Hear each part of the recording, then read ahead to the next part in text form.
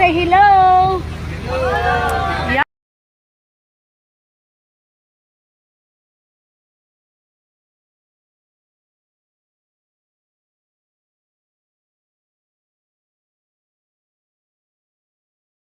Sino ang makakagawa ng sanlibutan ito?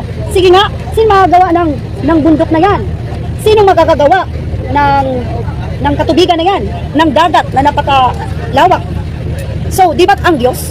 Ibig sabihin, kung mayroong artist at mayroong iginuguhit ng artist, mayroong din Diyos, at ang Diyos na yan, mga kaibigan, ay creator of this world. Sino ang educators? Sino ang scientist na makakagawa ng langit? Sino ang pinakamatalinong scientist na makakagawa ng napakalawak na karagatang ito? Sino ang scientist or sinong educators na makakagawa ng napakaganda, tingnan mo sister, ng napakagandang mga bato na yan, mga kabundukan? Di ba?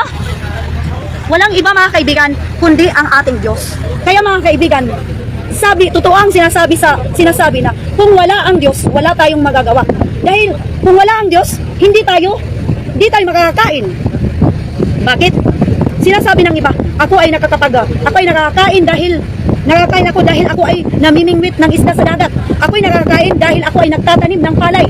Ako ay nakakain dahil ako ay nagtatrabaho at ang aking pera ay binibili ko ng pagkain. But mga kaibigan, Diyos, kung hindi ang Diyos nagawa ng isda, wala tayong ulam.